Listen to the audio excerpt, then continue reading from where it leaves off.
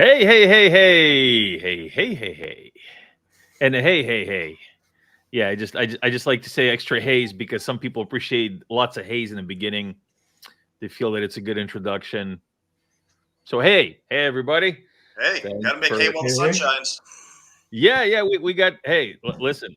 We can talk about hay all day long. I have rabbits. They eat a lot of hay, but it's completely irrelevant to this kind of conversation here.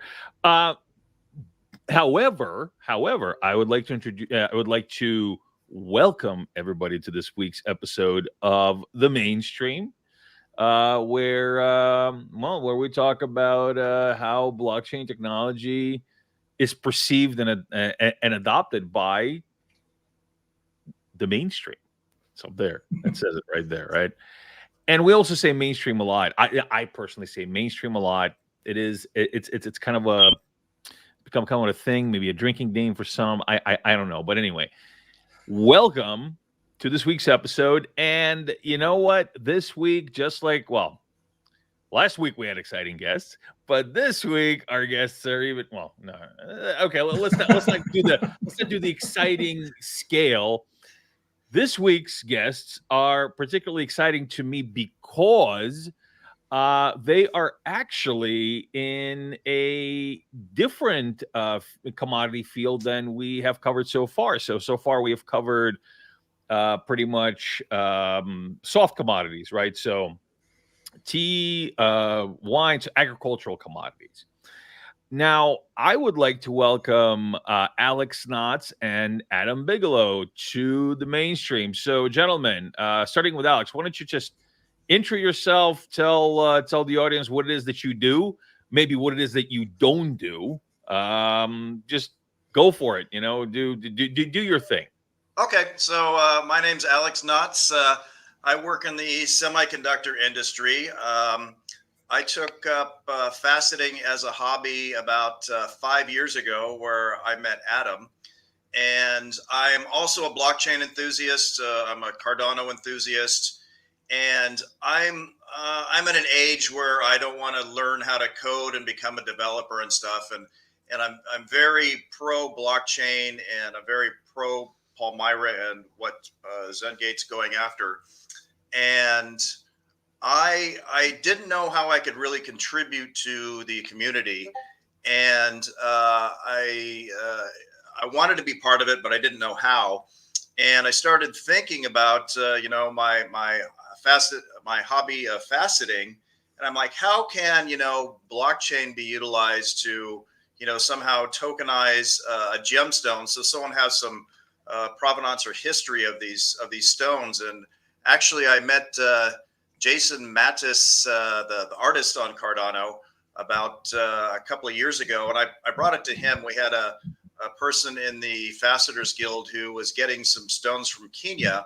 I'm like, how do we NFTize this thing? But we really couldn't come up with anything.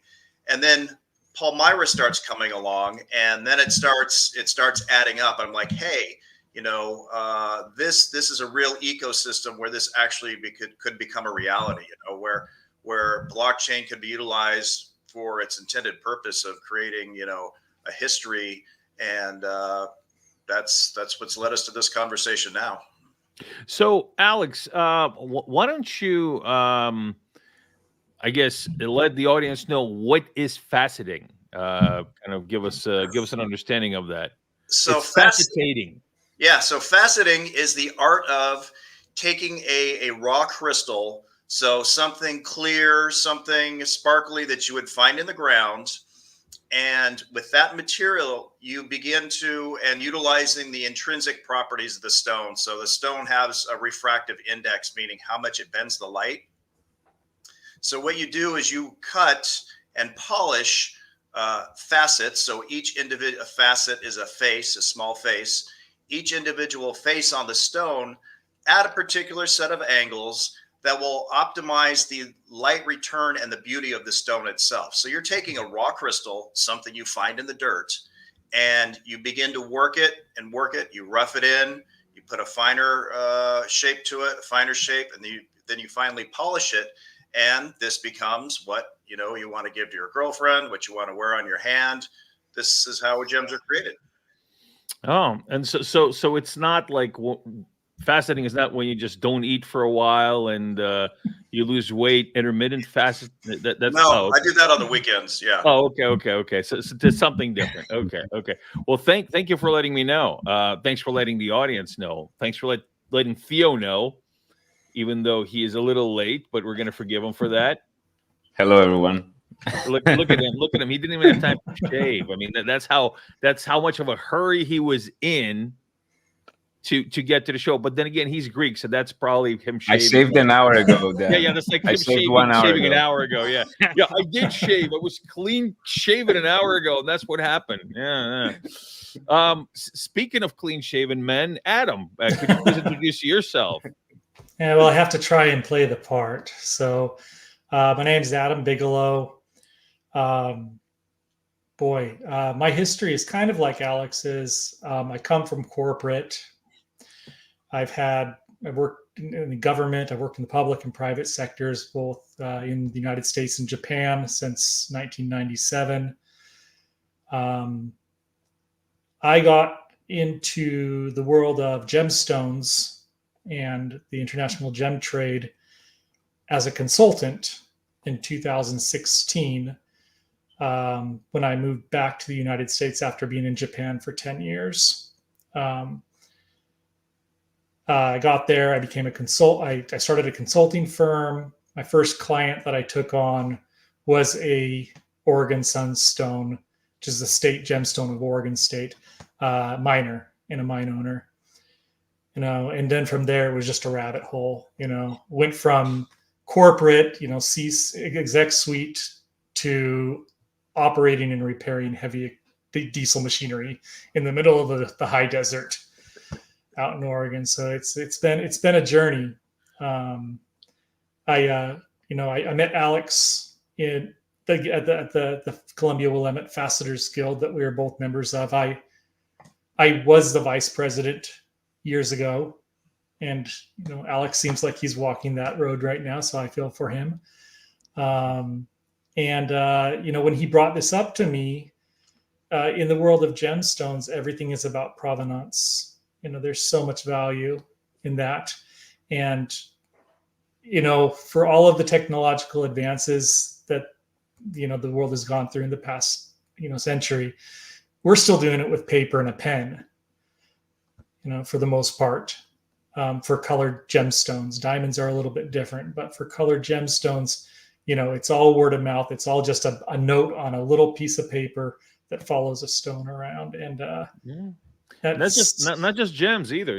This is surprisingly, and where was art, where was I speaking yesterday? It was our space. This was actually so I had a call yesterday, a very interesting call. Thank you for the introduction. I actually wanted to kind of jump into what you're saying about the processes here. So I had a really interesting call yesterday with the CTO of VeChain.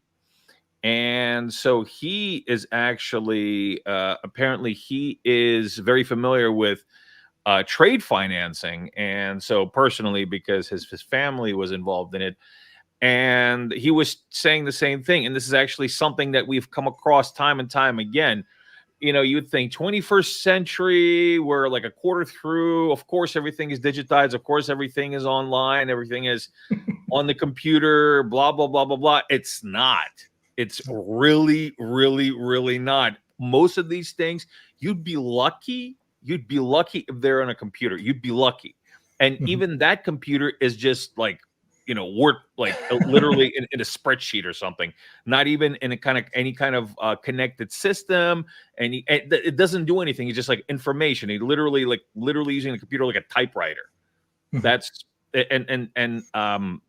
for those of you who might be too young to know what typewriters are, those are things that we had before when we were too poor to afford a computer or too old because the computers weren't mainstream back then. So you had this like thingy, it had a keyboard, and you just and anyway, look it up on Google. Just Google typewriter. Yeah, cha-ching. Cha-ching. Satisfying sound, except there is no delete. No, you had to get the white out. Yeah, you gotta get the white out. It was like a huge mess, you know. It was an art.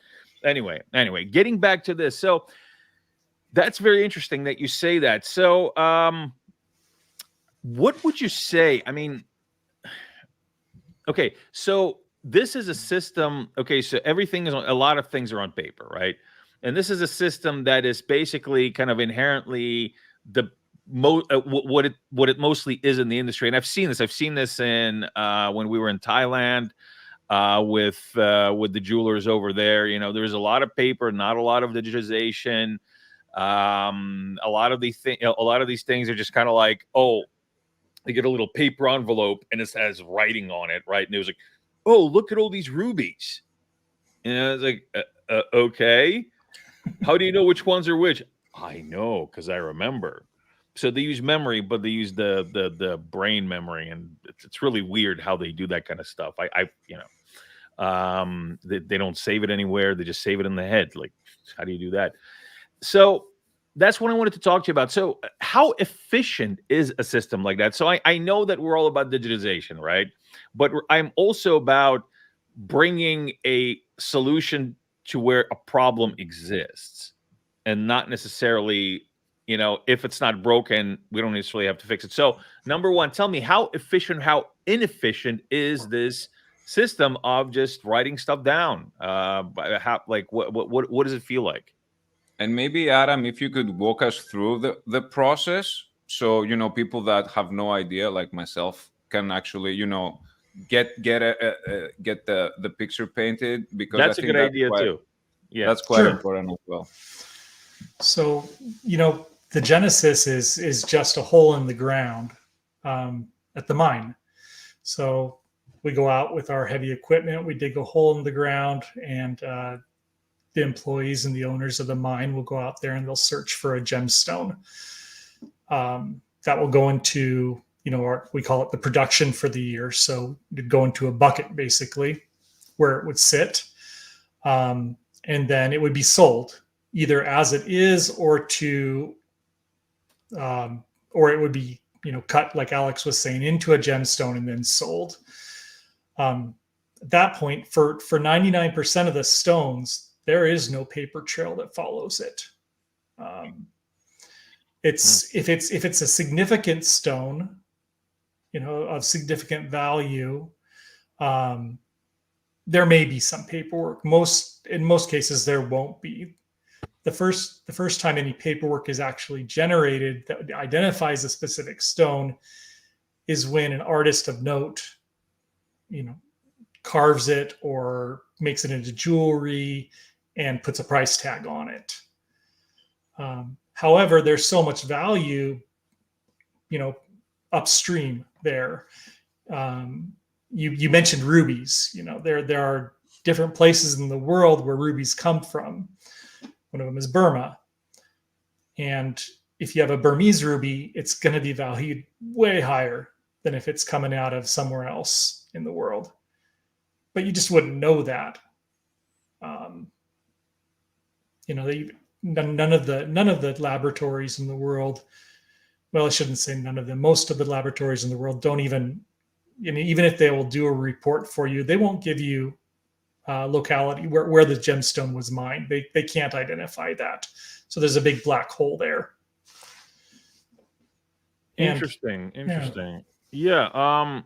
Okay. So basically it's kind of, and this is actually something that I found, you know, I mean, obviously you guys are experts. Obviously we are not, or at least I'm not, you know, maybe Theo is like a secret expert in gemstones. I don't know.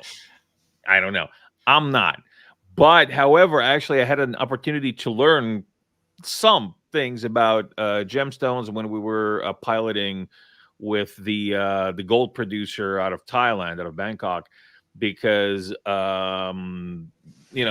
the gemstones and precious metals and all this kind of stuff is really popular over there.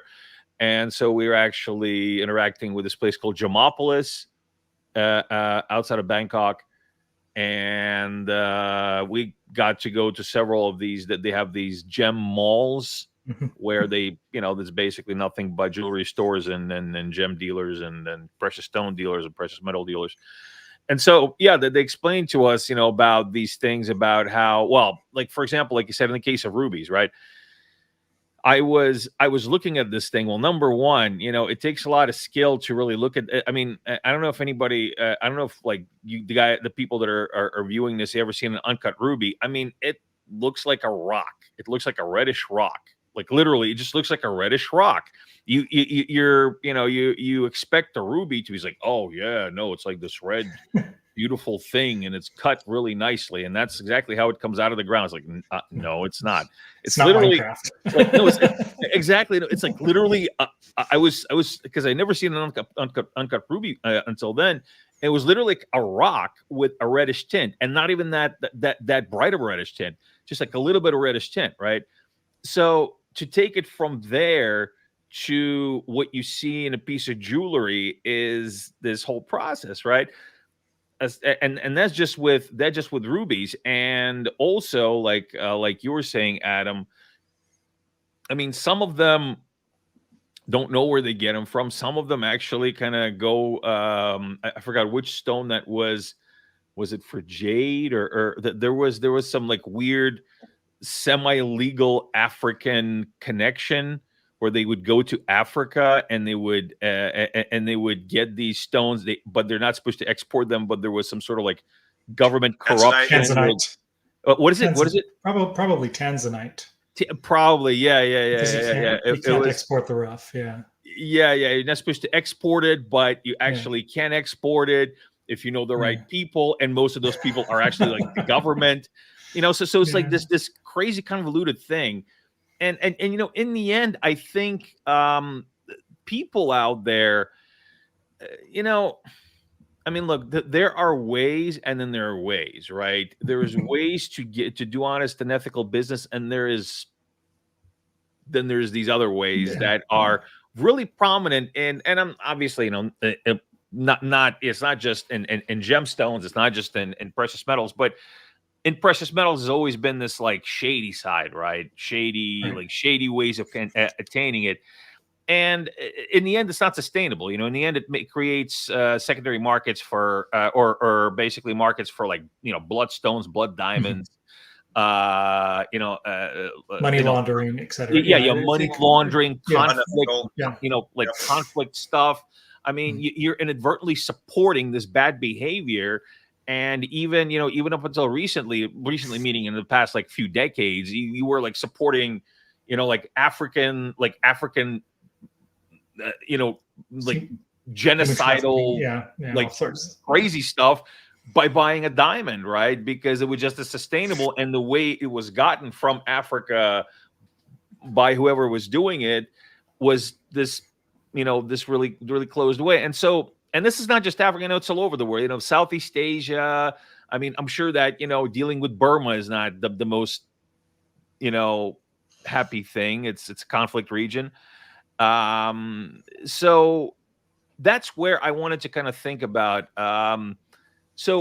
We're here to talk about how can blockchain, what kind of solution does blockchain provide, or particularly how does tokenization, and maybe Alex can touch on this, how does tokenization really help, fix some of this, like this bullshit that surrounds the industry that I'm sure you guys that do honest business are just kind of probably tired of, because you have to deal with all these, like shady characters if you want to be in the business. So, I mean, what can we do with blockchain, Alex? Can you kind of elaborate? What are your thoughts? Dan, I'm glad you asked me that. So blockchain exactly solves this. So let's say you are a small miner in Tanzania, and you find some garnets. You take a picture of that parcel. Let's say you have 18 garnets you found during that time period. You take a picture, and let's say you weigh each individual stone, and then if you could incorporate those into an NFT. So you create a parcel, it's tokenized with an NFT. You know exactly what's in that parcel. You could have the location or the near location if they don't want to, they could have the region if they want to say what the place of the location of the mine was. You could have the date it was found, the pictures of the actual stone, and then when the next buyer, you don't sell the stones, you sell the NFT, and the stones come with it. And then, the metadata can be updated. So as the stones move from the original finder to maybe a gem house, they're the wholesalers, and then it moves to the cutter, the NFT, the metadata can be updated to know what the chain of custody was. Who did the cutting? You would kind of know the yield. And then, if you got, let's say, a parcel of 50 garnets, you would know that 18 came from X location and the rest came from Y location. So you could, there's a chain of custody that would go with that NFT. From what I understand, Palmyra has a method of updating the metadata easily for the producers to continue to track. And then, ideally we would have decentralized identifiers where each producer or cutter or gem house, could put their own mark onto the NFT. And this, helps the chain of custody as we go along. Yeah, that's very interesting. That this is actually,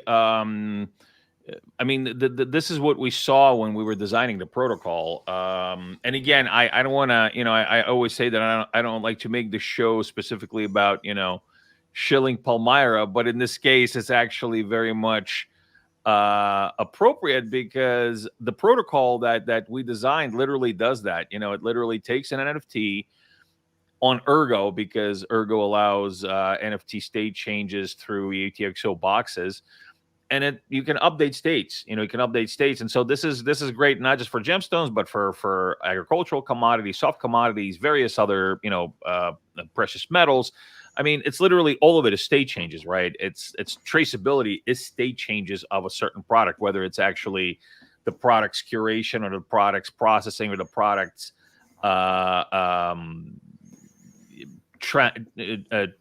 transaction, meaning Custody.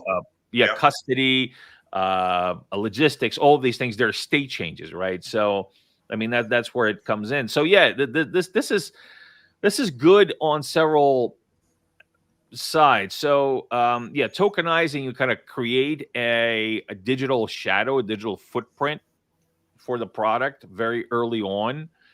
I can see that it's you can see that it's been gotten in a sustainable way. Now, so what would you say are some other properties that that tokenization that specifically tokenization has that really are not possible with legacy systems? So Adam, I wanted to ask you that. So basically you were talking about these processes where you just it's like paper, right? You do stuff on paper, you write it down on the on your hand, it's like right. Instead of doing that, how much efficiency, how much would productivity and efficiency increase if the stone was tokenized from the start? So if the data, if the set of metadata was attached to the token and that was updated at various steps, I would see that the most the efficiency gains would be gained most at when you're getting closer and closer to the retail state, or and an end piece of jewelry changing hands, for example. So if you can, Alex mentioned some of the data points that might be on there, the locality where it was found, the name of the mine, maybe the date that it was found on. But we can go through and look at data points where questions come up about gemstones, like treatments of gemstones. Did this gemstone travel to a factory that's known to fill cracks with glass or resin to hide them? Did this gemstone go to a laboratory where it was irradiated to change its color? These sort of data points can be added to it, and these are the sort of things that confuse the market at future steps, future points, not necessarily at the mine or at the cutter stage, but down the road.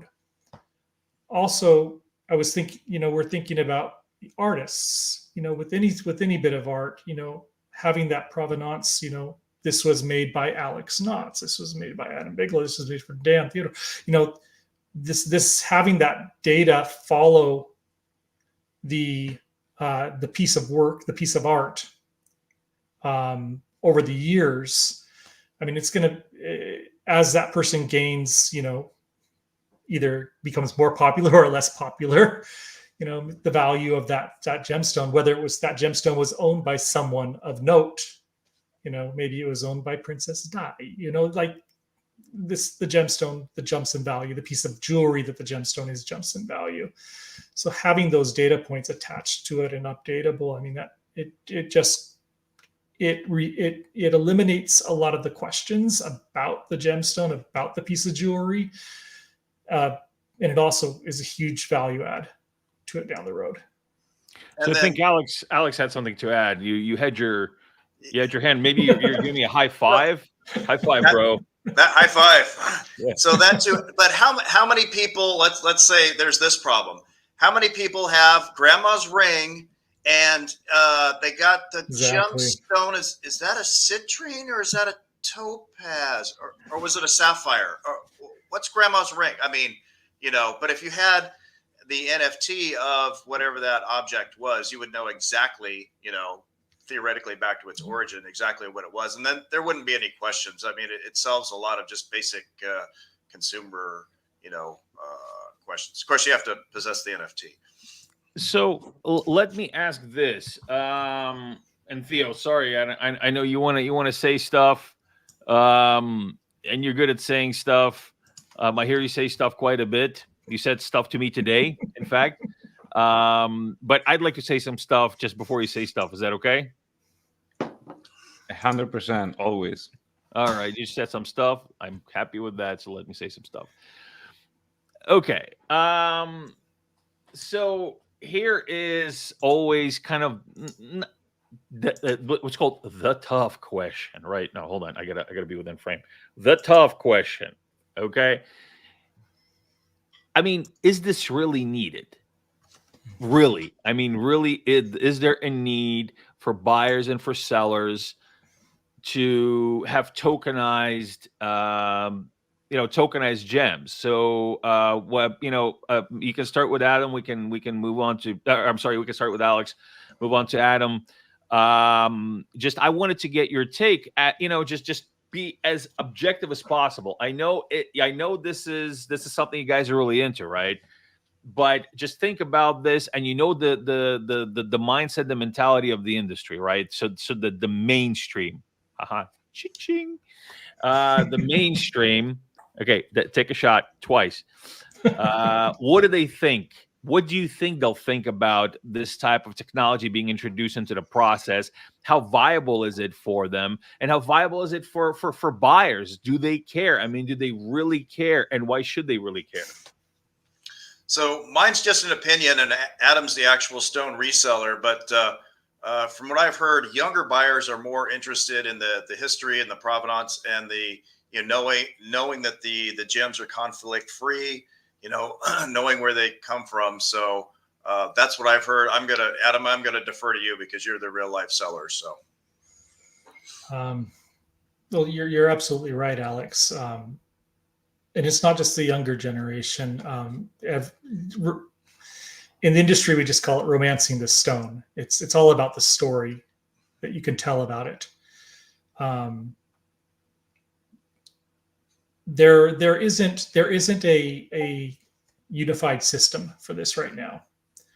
I said it's basically everybody is doing their own thing. There's cards that are, again, that are listing our provenance and that are listing the data, but it's the question of whether or not it's absolutely needed. Whether it's the best solution or not, I don't have an answer for that.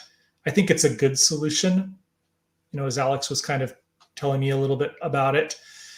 And I think that there's a lot of chatter actually in the gem industry about this. I've spoken to a couple people actually over the past couple months that have brought up the idea of tokenizing, gemstones, not necessarily all of them, but gemstones of note. We find what we call the king stones for the year, the best, those stones that are going to cut gems that are going to be worth a lot of money. Being able to provide those with something that's special is something that I think the industry wants and is after, because there is no differentiation in how those stones are managed and how the history is communicated.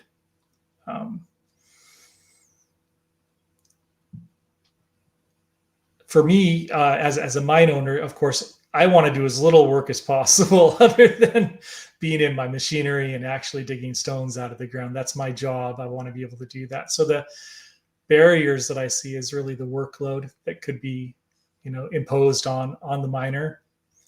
Not especially, I'm an American miner. I'm blessed to be able to do my work in a country where we have safety and we have, all of these rules and things, but that's not the way it works in most of the world. A lot of the mining is done by these artisanal miners in little mines with no safety precautions. They're literally have their life on the line every day. But being able for those people to be able to add, a little bit more value to their product, it goes a long way.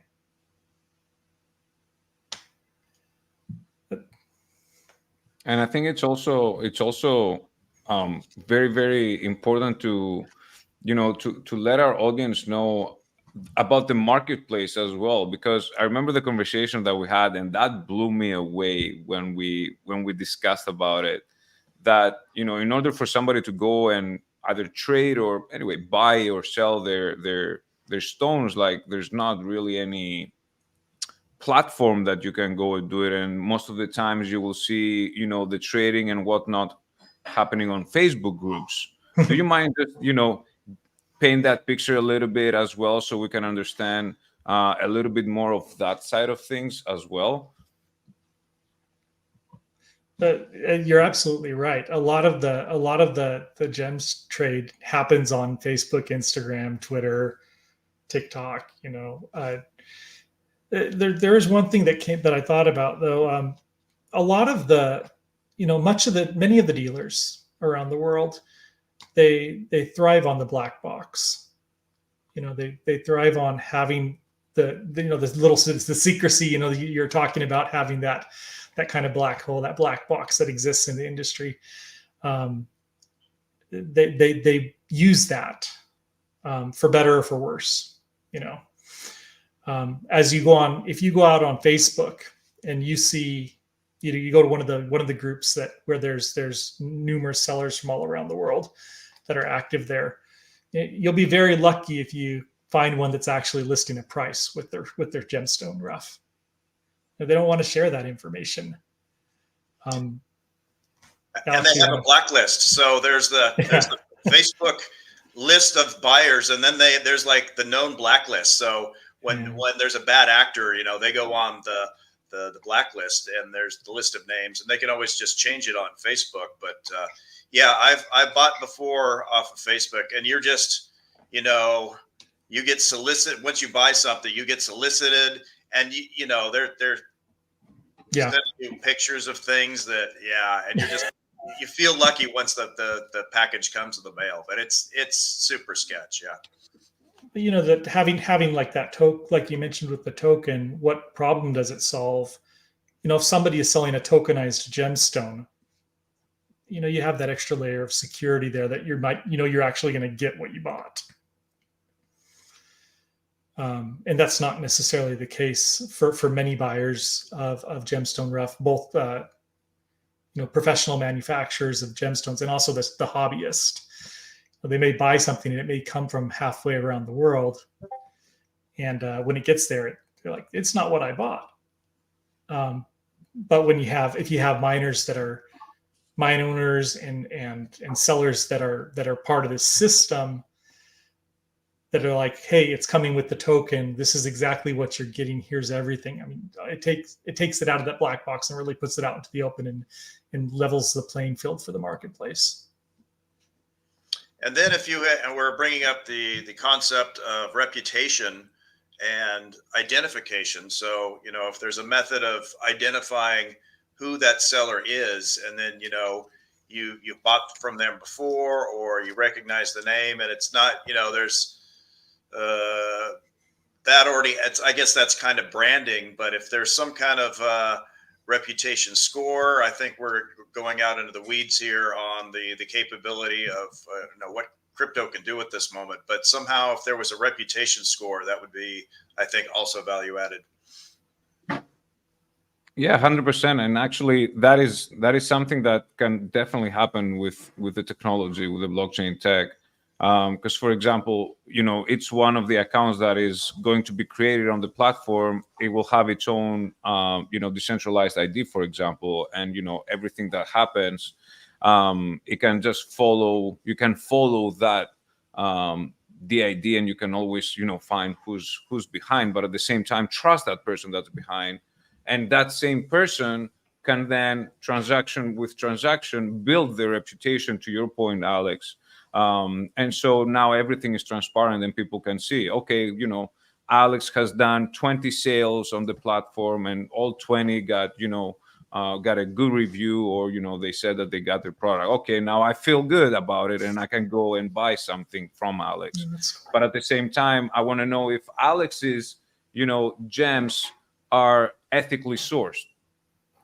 You know, so that adds another layer of things that you can be like, okay, now Alex has zero complaints, but at the same time, he ethically sourced as well. So I know for fact that I can go with Alex, and most likely, you know, when I place my order, I can actually get a ethically sourced gem.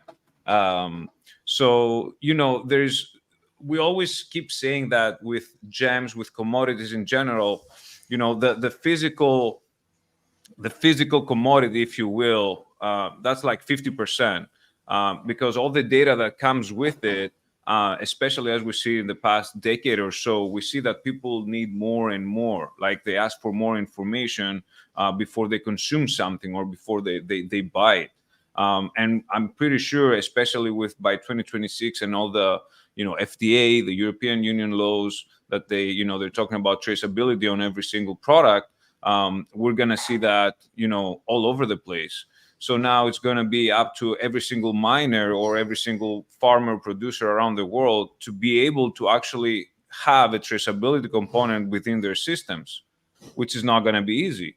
So, you know, if that were to happen, you start seeing more and more smaller producers closing shop because they won't be able to, you know, to adhere with all the regulation that's out there. So not only now, you know, you cannot use Facebook groups and whatnot, you kind of like stuck in this, you know, regulated, you know, wrong regulated, I guess, way, because again, the small guy doesn't have a chance because you don't even have the opportunity to get dollars inside your country. For example, how can you have a traceability system so you can export all your products to the US or to the European Union, right? There is no way that you can do anything like that.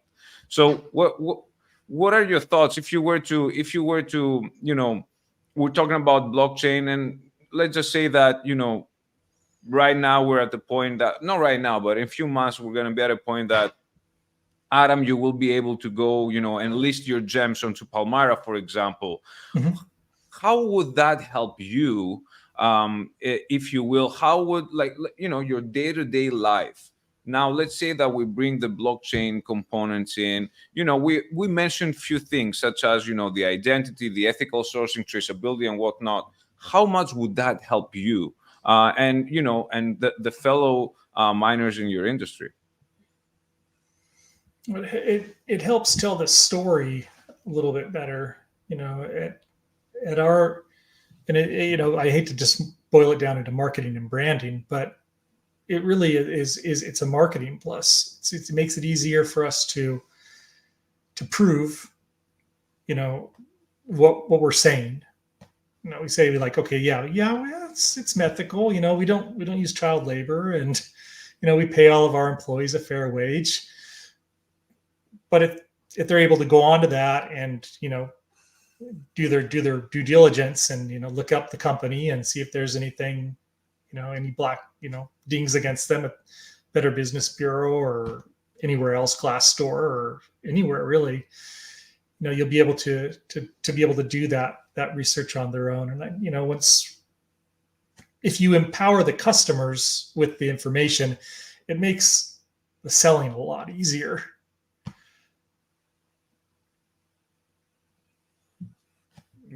Yeah, I mean that's the provenance you're talking about, right? So that's yeah. It's I mean, this is not just this is not just with gemstones. I mean, it's a lot of things, like, say, for example, antiques, right? And really, it's a thing. I mean, in fact, most products can benefit from provenance, but things that are actually collectibles are provenance actually has true inherited value in the actual story, and this is not just for gemstones, it's for anything. I collect antiques, some antiques, and in antiques, it's just you got a Civil War, belt buckle or whatever, right? And okay, yeah, it's Confederate stuff always costs more than Union stuff, because Confederate stuff is a lot more scarce, right? Especially by the way, yeah, I not as much anymore, but I used to be really interested in collecting Civil War artifacts and memorabilia. Well, I mean, antiques, from that era. Sure. And of course, the Confederacy, like actual stuff that was mass produced by the Confederacy, is really scarce because there was not a lot of mass produced stuff by the Confederacy, because it was only around for a little bit of time. Didn't have time to do all this, didn't have time to spin up all the industry and everything that the Union had. So it's really scarce. And so anytime you actually find something was made by the Confederacy versus Union stuff, it's always worth a lot more. Now, okay, so I got myself, like a Texas Star belt buckle, right? And so this thing is pretty, it's pretty sought after. It could bring maybe $20,000 in or something like that in good condition, maybe a little bit more. But you say that this Texas Star belt buckle belonged to such and such, that was in such and such battle. Oh, and by the way, here they are in a history book. Oh, and here's their picture. Oh, and by the way, here's a letter saying that, talking about his belt buckle actually had that. I had a letter from a Union soldier speaking about an artifact that I had, and so that creates such provenance for the artifact that it like quadruples its value, because there's a story behind it. And so it's the same thing for gemstones. And so I think that really, with tokenization, you're kind of creating this immutable way to add a story to this, which is worth. It's got real value. It's not just nice to have. It has inherent value. It's not just sustainability, but like I said, it's also about the story of the particular gem. Once, say, if it's used in a piece of jewelry and it continues the life cycle, as a piece of jewelry. So yeah, I think the applications here are really big, and I'm really glad to hear you guys kind of confirm that from the industry side, because you know your field way better than I know your field, obviously. So let me ask you this, and maybe yeah, once again we can start with Alex and Adam. Please give your input for us. So what if we have this kind of system in place, right? I would like to get your assessment on the impact and the resistance. And so the resistance meaning, the people that are used to doing things, in the gray zone are not going to be able to do things in a gray zone as easily, even with the blacklists that exist right now. Like you said, Alex, all they got to do is just go and create a new Facebook profile, right? And they can start fresh. I mean, it's anon stuff up to a point. So you have a system, you have an immutable system in place that is actually being utilized by the industry. What does that do to the industry, and what kind of like what kind of resistance will you see from the industry and from these guys, and what do you think will ultimately happen, just again from your experience with utilizing this kind of system with these guys, right? So the ones that are doing businesses unethically, and I don't know. I mean, what kind of percentage would you say of the traders and the people involved in the industry do business kind of in the gray zone? So let's start with resistance. I'm a hobbyist, so but I was talking to a commercial dealer a couple of weekends ago, and I was talking to him about blockchain, and I was trying to get a feel for what he thought about it. And he had been approached by other blockchain people before, but he didn't bite. But what he was saying, he's a commercial dealer, and he's got such an entrenched reputation. That is how they do business. So with gems, you find the people that you can trust and that you can work with, and those are personal relationships that are already built, that are already entrenched, that already exist, and are basically what hold up the industry right now. So this is a disruptive technology, and I think when I was talking to him about NFTizing the stones, I got the feeling that he would have to have another full-time employee. If he's doing the question is how to upscale it and how to commercialize it and how to industrialize it. So if you have a gem dealer that's dealing with thousands of stones a year, thousands of calibrated stones, or a parcel with 1,000 stones in it, how do they effectively manage that volume of electronic media and the updating of the information for those stones? And then two, getting them to see, the consumer has to be driving it. The consumer has to see the value in knowing where that stone came from, getting the bigger story behind the stone, because typically you go to a gem market and you just see trays of colored stones, and you just have to take the word of whoever it is. But if there's a little placard there that says we carry the NFT, or and we've gotten to a point in our culture where young buyers, we're all so addicted to our phones now that if you now can bring this up on your phone and the history of it, and you can see it right there for that sparkly little stone that's sitting there, and you do have the backstory and become the owner of that backstory, then that, I think it's going to have to be consumer driven towards the market, and would be the value add, and the resistance would be the housekeeping, the administration for every stone, and making that as super easy and as super efficient as possible. Adam, do you have any input? It's whether a project or a program, sinks or swims, also typically depends on the early adopters, or how fast it gets adopted. I think there are enough companies in the space right now that are, they are already selling, the same message of with ethical sourcing, with being able to follow the trail all the way back to the miner. That I think that it's a good fit for a lot, especially high brand. Your Cartiers, your Tiffany's. I think that there's going to be a lot of I think that there'll be a lot of excitement. There'll be a lot of chatter about it again. But with Alex said, it's all about the workload. Can we streamline it? Can we make it easy at all stages?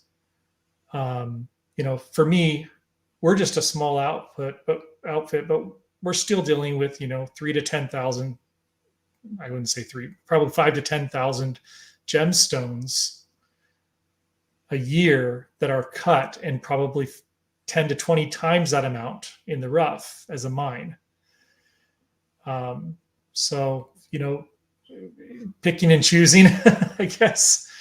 I don't think that this is something that can blanket the entire market. I don't think that there's going to be 100% blanket coverage and adoption of any sort of field. I think that this is probably going to be, it's going to appeal to the European buyers, to the American buyers, Canadians, Australians. I think there are many countries in the world that this probably isn't going to be, in their eyes, worth the extra effort, and that's fine, because then that'll just create differentiation and give the consumers a little bit more choice. And I was thinking about all of this, and I can't even go to my supermarket down the road here in Western Tokyo and go and buy lettuce without seeing the farmer's face on the packaging. And that makes me feel pretty good, right? You're like, I know who did it. And then you see all the stuff that's imported, and I'm like, well, I'm going to spend the extra 40 cents, and I'm going to go buy that head of lettuce instead. So, I think our culture, at least in certain countries in the world, I think that it's primed for it. And I think that there are players in the market that will see value immediately. Who that is, and how fast they turn it on is really what will pull the market in that direction. And I think it could be very interesting if the new way is actually a lot more simple than the old way, right? Because I think that would be actually a very good turning point, for a selling point for them, being like, hey, you won't have to do anything extra, like extra work. It's actually going to be a lot easier for you, and at the same time, that system will work a lot better for you. So, for example, right now, we've discussed about that a little bit earlier, but it's a pen and paper kind of situation, or pencil and paper sometimes. Even but wouldn't be easier if, instead of going and take that piece of paper and try and put it there and maybe make a copy for your own archive and whatnot, wouldn't it be easier if you just had your phone and just took a picture of that stone? You're like, okay, that's the date is 14th of May, taka. What was the time? It was that time. What was it? And just plug it, like have the fields ready to go for the data that a miner would like to put onto their stone, and just press enter, boom. Now that's on the blockchain. And then on the next point, where the cutters will take the stones, they take another picture, of the before and after. You know what I mean? So I think actually having these new systems that are coming into place, I think that actually will make people's life easier.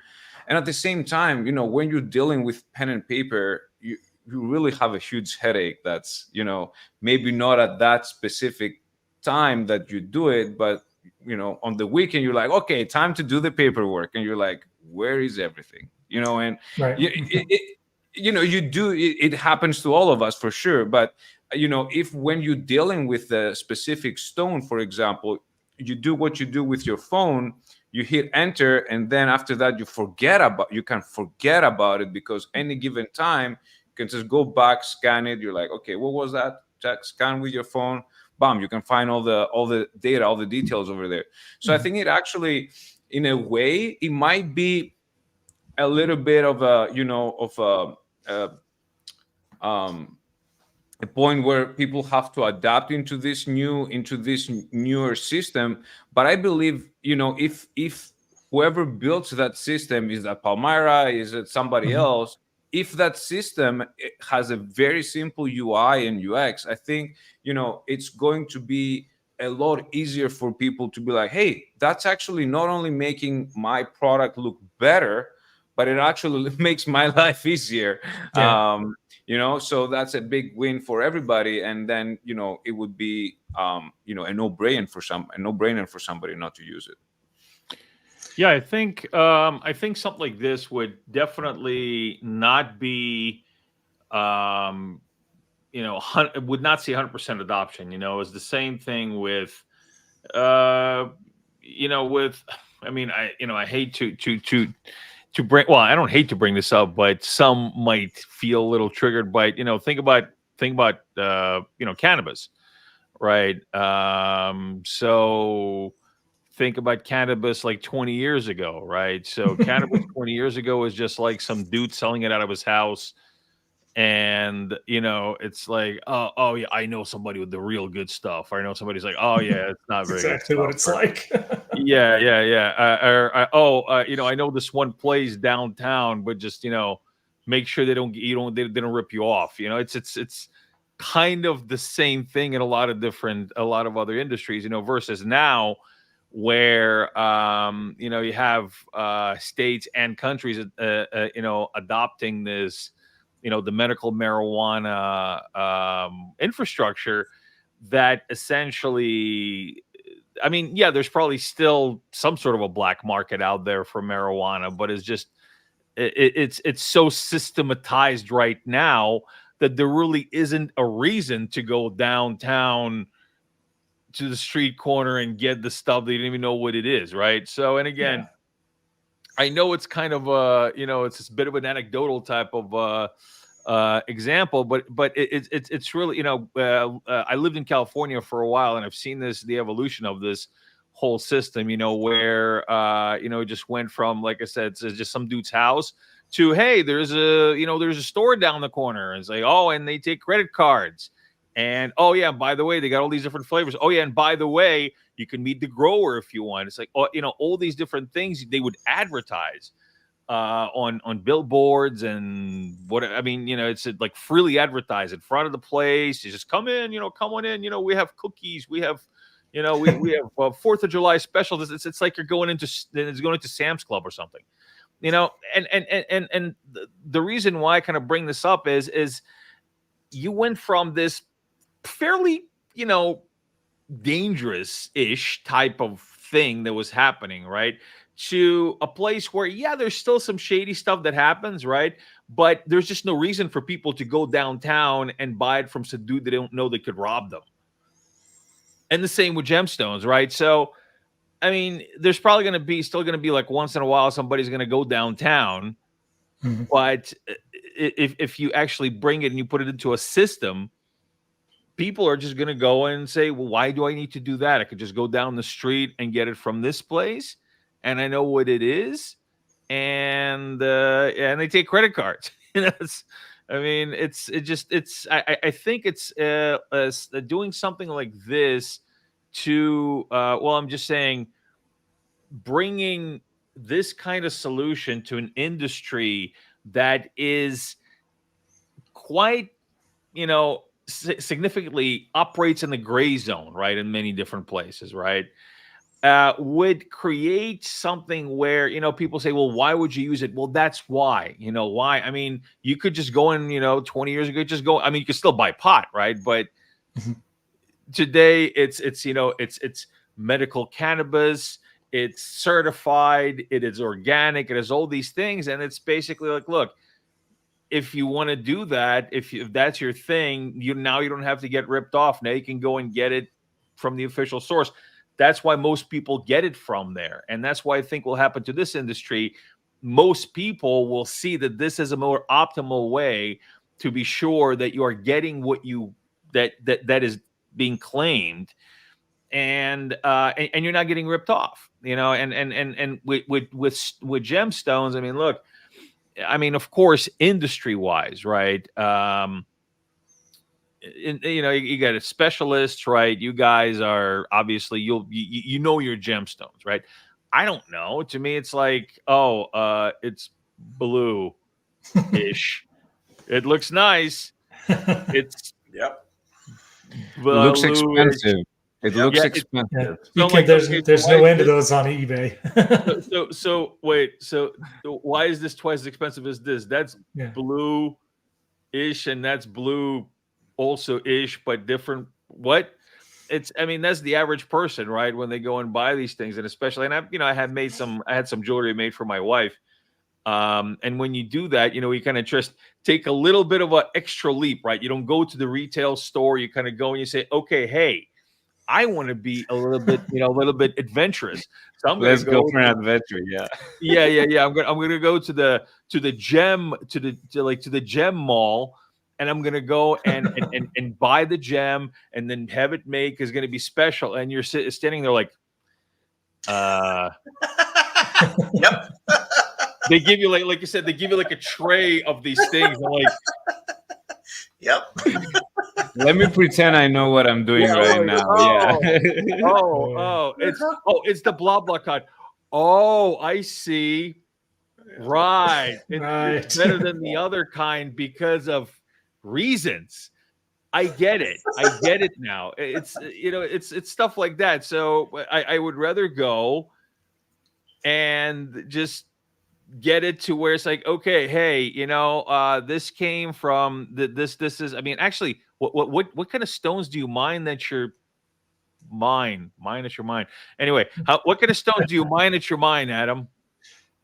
We mine the Oregon Sunstone, which is it's a single locality gemstone. It's the only place in the world it's found is in the south central region of Oregon. Kind of like Tanzanite, can only be found in Tanzania. It's the only place in the world it can be found. So it's a pretty special little stone. So that's why it says Sunstone Mine Owner. I see now. Another stone I did not know even existed until you told me it exists. I see it's really cool. Yeah. It's pretty. That literally is the extent of my understanding of it. The thing is that I know, if I tokenize this thing, I don't need to feel like an idiot, right? I can look at it and I can say, okay, this came from Adam's mine in Oregon. Mm-hmm. It's this type of stone. It went through these processes that are verified. Adam and his operation didn't murder any people to get to it. It's ethical, right? It's not just ethical. It's like, okay, I know I'm not getting ripped off. I know I'm getting the real deal. I understand the quality. And so, like, all these things just kind of fade away. It's like I said, it's better than bringing you a tray of pretty rock and just like pick one. Like, okay, And then you also have the sense of comfort that that data is going to live on after. Like, if something were to happen to you, or you decide that you want to sell it, or your children inherit it, how much of that story is always lost? How much of that information is always lost as a transition happens? And for this sort of thing, for gemstones, for antiques, for John Bon Jovi's guitars, it's these sort of things. When that story disappears, that value is lost. Yeah. Oh yeah. No, absolutely. So, like I said, it's even with Civil War stuff. It was always, you have a story to back it up, right? You have something, even with Civil War letters, right? So there were all these different ways that it would, provenance was attained with Civil War artifacts. One of them would be if, say, letters are also obviously collectible for wartime letters. And if a letter, well, first of all, who it's from, right? That matters, right? Who it's from. Second, what it's about. I mean, duh, but really what it's about. If they're just writing, hey, mom, I'm here and whatever, and we've been resting for a few days, and I feel fine, miss you, and just like that kind of stuff. I mean, it's like it doesn't get, I had this letter where this guy in this sniper regiment, the Union sniper regiment, was talking about this passionate talk about how they were fighting for liberty and like all of these all this passionate like content in this letter, and this letter was like really valuable because of that, because it had the story even within the letter itself, right? So and that's just an example. I mean, just all he had to do is talk about his feelings about the war and the battle and why he's doing it, and just give that information. That thing is it's just so much more valuable, and is the same, like you said, the same with these stones that you have. When you have a story, when people understand where it came from, they understand the history behind it. It's not just a tray of pretty rocks to them. It has real value. And so this is why I'm so excited. I'm so excited to really be working with you guys, because we have technology to really bring this value, and I understand it. I get it. And I really feel that I really feel that this is something that can really benefit the mainstream, right? And just generally the entire industry. I think this would have like a disruptive effect, I think, on the industry if we really introduce this into the trading world, I'm sorry, into the my brain. I wanted to call you the stoner world, but no, we just no. We're not talking about. We're not talking about medical marijuana anymore. Okay, yeah, not the your world of stoning. No, that's also something. No. Yeah, we're not gonna go there either. But anyway, in your industry, right? In your industry, I believe it would have great disruption. I think it would be a great thing. I think people would see the value of it, like I said, because it's just not. They don't have to feel stupid about it. They don't have to be experts on it, and they don't have to get ripped off. And that's it. So, guys, listen, we're kind of unfortunately out of time here, and it's amazing to have you guys on. So, I kind of wanted to get your thoughts and your input on just in general. I mean, how do you feel about this? How do you feel about the technology and its ability? So, and what do I mean by that? How do you feel about the user experience of this? Where do you see the user experience going if we utilize these methods in the producer or in the miner or in the in the B2B side and also in the B2C side? I mean, just describe your say 10 years from now, right? You got 10 years from now. What is the user experience of utilizing these systems and an industry that is where these systems exist? Let's start with Adam. What do you think, Adam? How would that look? Oh boy. Well, I kind of touched on it before, but I can see kind of like a premium product emerging in the market. That sort of, it's going to start small, but I can see it starting to pick up. It's a talking point. It's something that the consumers are speaking about, that they're demanding. I can, the systems and processes, companies, that's what we do, right? We adapt or we die. And, being able to, I can see that, even with little things, I'm thinking of like infrastructure. I'm like, we have Starlink now out in the middle of the desert where we didn't have that, 5 years ago. We can do this stuff at the mine. We can do it when it rains, when we can't be out out working the dirt. It's there. It feels, it feels like it's something that's very doable. And if it helps create, more value, all of that's just going to create. I'm just going to be honest. Miners don't make a lot of money. We're not getting the biggest piece of the pie when it comes to the jewelers. We're usually getting the smallest. So, if that can create more, a bigger pie for everyone to have a little bit bigger piece, it's going to invigorate and vitalize the industry from the very first step. So I can see this really, if that happens, you can see these artisanal mines really starting to take off. I think from the going forward, the technology is already there. We already have blockchain. We've got cell phones. So I think what this will do is, like, I tend to be fairly frugal, but when I decide I'm going to spend on something, the world feels very generic. There's a lot of things that are just out there. They're all the same. They're all produced at the lowest price. But if I have a specialty interest and I really, I've decided I want a thing and I'm going to spend on it.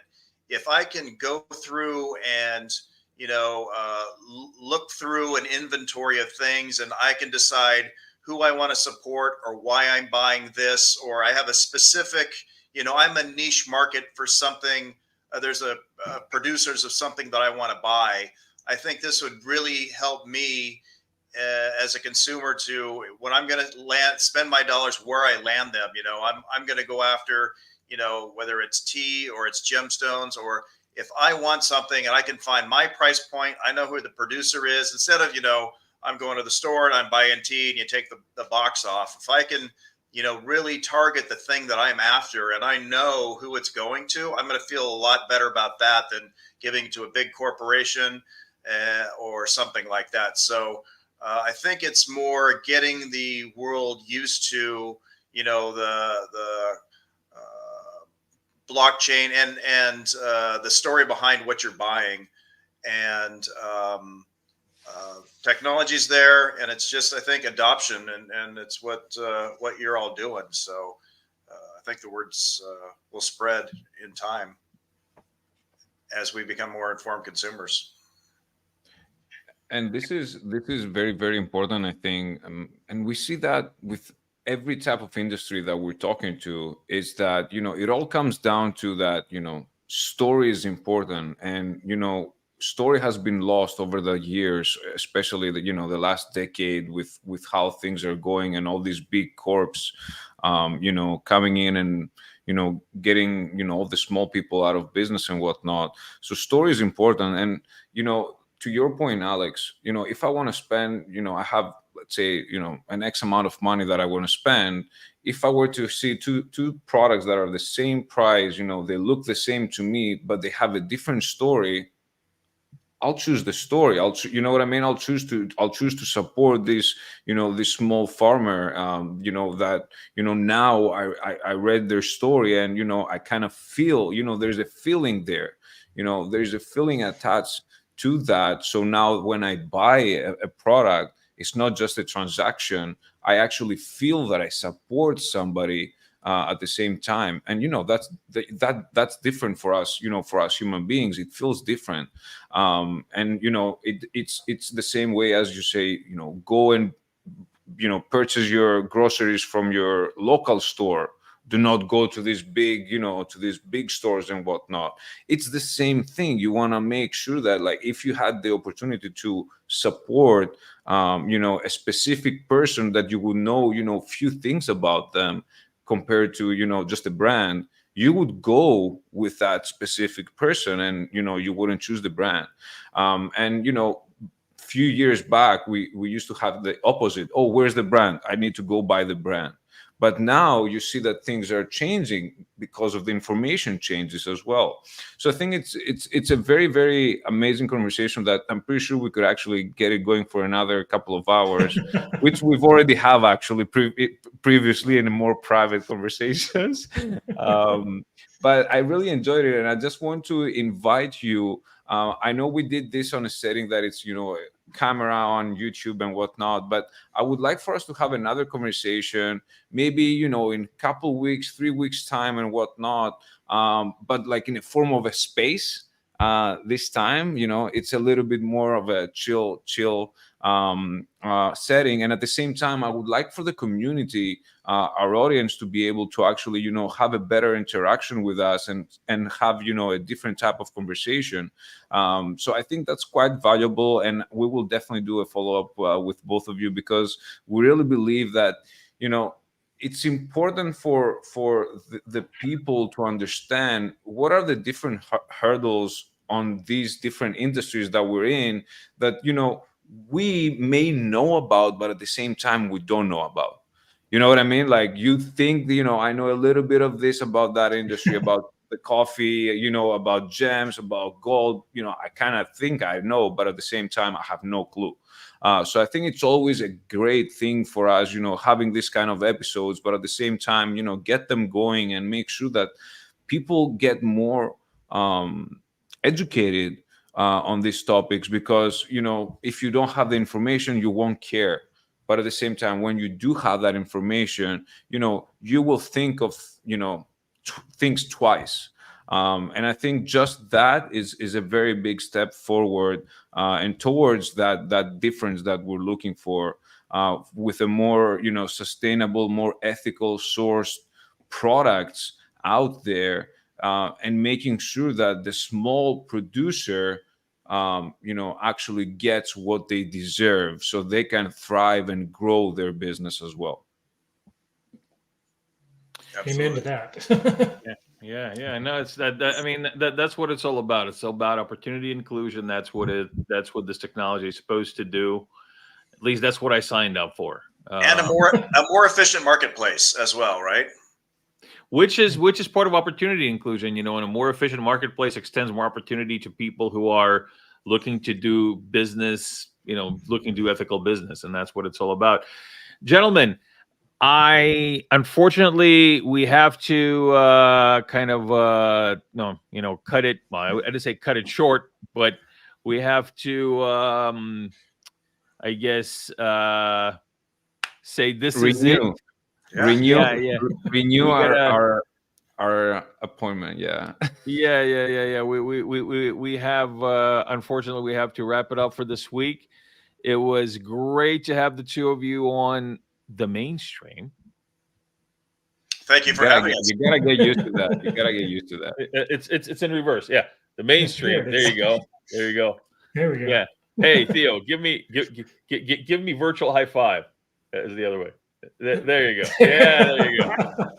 That's intercontinental high five. There we go. Anyway, guys, again, thanks a lot for joining this week. It was a pleasure to have you. Great conversation. I'm really excited about working with you guys. I'm really excited to see what we can offer, because I see it. I see the I see the the possibilities here. Yeah. So don't forget to visit bearstoneshop.com. That's me. Yeah, and sunsummitstones.com. And make sure to follow Alex Knotts one on Twitter. I couldn't figure out how to remove the one. Well, it could be like Obi-Wan, Alex Knotts one. Help me, Alex Knotts one. Kenobi, you're my only hope. Boy, you're in trouble. Anyway, guys, listen. All right. Thank you so much, and thanks everyone for tuning in. Thank you, Theo, for being Theo. Thank you. Yeah. Thank you for Anytime. having us. Looking Thank forward you. to the space. Yeah, absolutely. All right, everybody. This is it. So until next week, and well, next week, same time, same channel. Some new people, but some familiar faces. And until then, this is Dan coming to you barely alive from Japan. And so is Adam. So is Adam, by the way, coming right. to you more lively from Japan. Signing off. Take care, guys. See you later. Thank you.